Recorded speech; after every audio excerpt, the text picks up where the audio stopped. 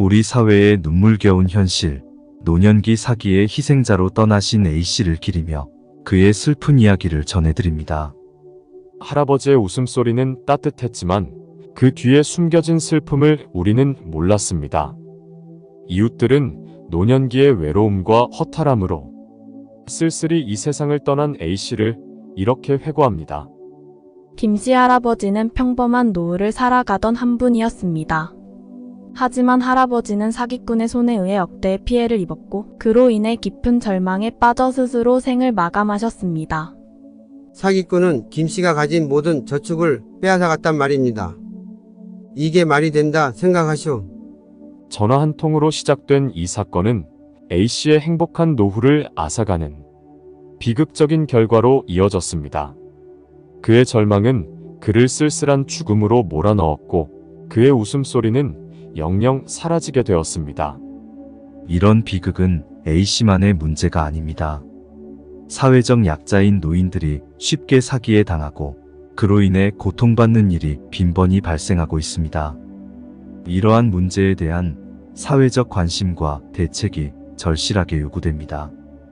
우리 사회는 노인들이 안전하게 노후를 즐길 수 있도록 보호막이 필요합니다. 또한 노인들이 사기 등 각종 범죄로부터 안전하도록 교육과 예방 활동을 강화해야 합니다. A씨의 비극적인 이야기는 우리에게 한 가지 교훈을 남깁니다. 그것은 사회 전체가 노인들의 안전에 책임을 지고 그들이 행복한 노후를 보낼 수 있도록 돕는 것이 얼마나 중요한지를 말해줍니다. 그렇다면 우리는 어떻게 준비하고 어떻게 대처해야 할까요? 먼저 노년기에 가장 많이 겪는 사기와 갈등에 대한 이해가 필요합니다. 노년기에 접어들면 새로운 환경과 기술에 적응하는데 어려움을 겪는 경우가 많으며 이로 인해 다양한 갈등이나 사기에 휘말릴 수 있습니다. 1. 전화나 인터넷 사기. 나이가 들면 새로운 기술에 익숙하지 않아 인터넷이나 전화를 통한 사기에 쉽게 당할 수 있습니다. 특히 손주 사기와 같이 가족을 이용한 사기, 피싱 사기, 로또 사기 등이 대표적입니다.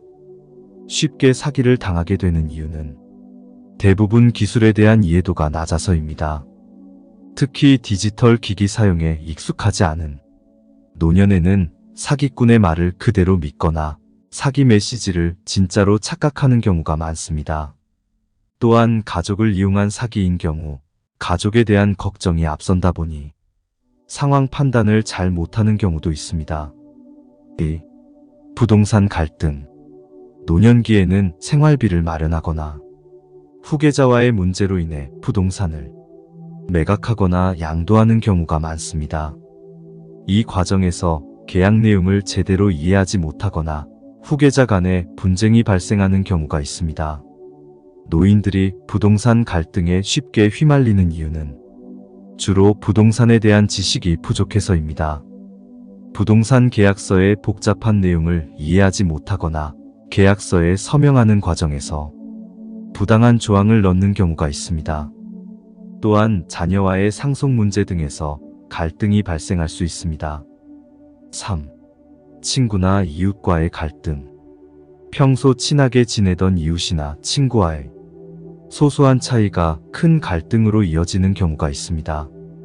이는 취미 생활이나 동호회 활동 등에서 자주 발생하며 이로 인해 심리적 스트레스를 받는 경우가 많습니다.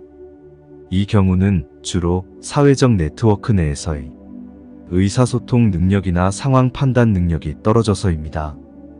또한 노년기에 들어서면서 감정 조절 능력이 약화되어 작은 문제에서도 크게 화를 내거나 상대방을 이해하지 못하는 경우가 많습니다. 위의 문제들을 예방하고 노년의 소중한 노후 자산을 지키기 위해서는 다음의 세 가지를 무슨 일이 있어도 지켜야 합니다. 1. 인터넷 사기 예방. 먼저 미확인의 전화나 이메일, 메시지는 신뢰하지 않는 것이 중요합니다. 또한 개인정보를 요구하는 요청에는 절대 응하지 않는 것이 좋습니다. 인터넷 거래 시에는 항상 안전한 결제 방법을 선택하고 미확인의 사이트에서는 결제를 하지 않아야 합니다. 또한 가족이나 지인에게 이상한 연락이 온다면 직접 확인해 보는 것이 좋습니다. 2. 부동산 거래 사기 예방. 부동산 거래 시에는 계약서의 내용을 철저히 확인해야 합니다. 모르는 부분이 있다면 전문가에게 상담을 받는 것이 좋습니다. 또한 거래를 진행하는 상대방에 대한 신뢰도를 확인하고 거래 내용에 대해 가족이나 신뢰하는 사람에게 공유하는 것이 중요합니다. 노년기에 부동산 거래 시 다음과 같은 실수가 잦다고 합니다. 첫째, 계약서 미확인. 계약서에는 매매 가격, 인도 시기, 손해배상 조항 등 중요한 내용이 포함되어 있습니다. 이를 제대로 확인하지 않고 서명하는 경우 문제가 발생할 수 있습니다. 둘째, 중개인 신뢰 과도. 중개인의 말만 듣고 판단하는 경우도 문제가 될 수 있습니다. 중개인도 결국 사람이므로 실수할 수 있고 때론 부정직한 중개인도 있을 수 있습니다. 나의 지인이 어느 날 나의 적이 될 수 있음을 명심하십시오. 셋째, 가격 판단 실수. 시장 가격을 제대로 파악하지 못하고 너무 높거나 낮은 가격에 거래하는 경우도 있습니다. 3. 취미생활이나 동호회 활동. 노년기에 취미생활이나 동호회 활동을 시작하는 것은 정말 좋은 일입니다. 이를 통해 새로운 사람들을 만나고 다양한 경험을 할 수 있습니다. 하지만 새로운 활동을 시작할 때는 자신의 체력과 건강 상태를 충분히 고려해야 하며 활동 내용과 분위기에 대해 미리 알아보는 것이 좋습니다. 보통 요가나 명상, 독서 클럽, 정원 가꾸기, 그림, 그리기나 공예 활동들을 통해 우리의 노년기를 더욱 풍요롭게 보낼 수 있습니다.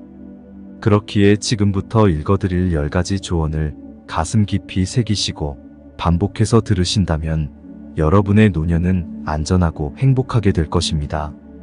자신의 금융 상태를 정확하게 파악하라. 미래 생활비를 계획하고 필요한 경우 세금 계획을 세우도록 하라. 부동산 거래 시에는 전문가의 도움을 받아 계약서를 철저하게 확인하라. 모르는 부분이 있다면 반드시 질문하고 이해한 후에 서명하라. 미래의 건강을 위해 지금부터 운동을 시작하라. 건강한 신체는 행복한 노후를 위한 중요한 기반이다. 사기 예방 교육에 참여하라. 이를 통해 사기의 유형과 예방 방법을 배울 수 있다. 새로운 기술에 익숙해져라. 특히 디지털 기기나 인터넷 사용법을 익히는 것은 노년기에 큰 도움이 될 것이다.